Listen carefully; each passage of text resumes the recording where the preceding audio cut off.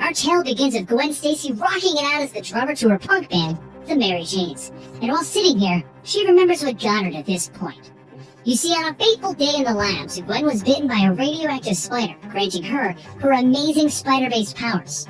Of course, this meant that she would go on to provide entertainment with all of these powers, getting on late-night shows and going to work in circuses. But back in school, her closest friend, Peter Parker, would continue to get bullied, and she would try to stand up for him, causing all of the bullies to tell Peter Parker that he was pathetic, and he was weak, and he needed a woman to stand up for him.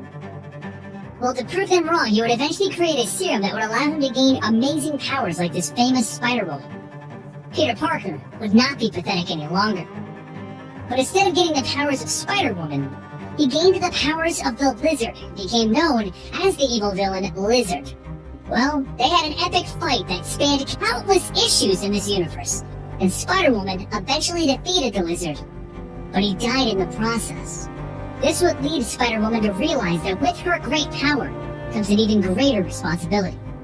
The death of her friend still resonates with her as one of the most moving moments in her life. If she had just helped her friend instead of ignoring him, he wouldn't have become a villain, and he wouldn't have died.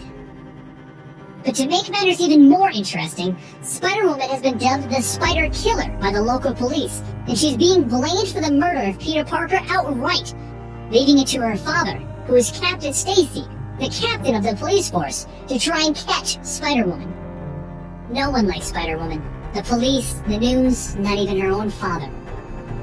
And she's been dubbed such a great criminal that the Kingpin wants to get her on his side.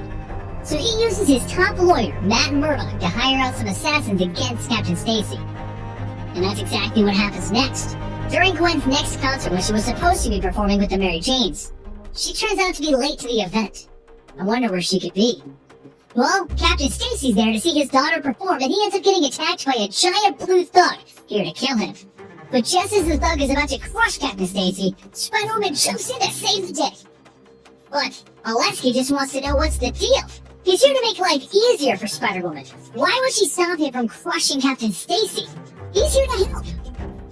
So he grabs her and he laughs, giving her one heck of a bear hug, just looking for answers.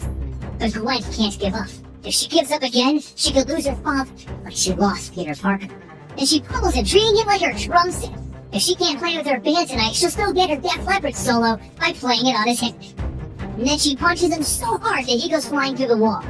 But before she can do anything else, the man she just saved pulls his gun on her. Freeze, Spider-Woman. She sees no way out, and she just needs him to lay off.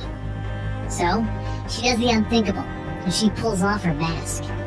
And he looks at her and he asks, "How? Gwen, how is that you?" She says that she's needed. This mask is her badge now, and she's needed to stop monsters just like this. The ones that the cops can't stop. With great power comes great responsibility. And Captain Stacy looks at her and he says, "Just go. Just get out of here, Gwen." She throws her mask back on, and she says thank you to her dad. She swings out of the building. But she's right. With this great power does come great responsibility. And Gwen Stacy is about to be recruited into the Spider-Verse army of Spider-Men that are getting ready to fight against more loot.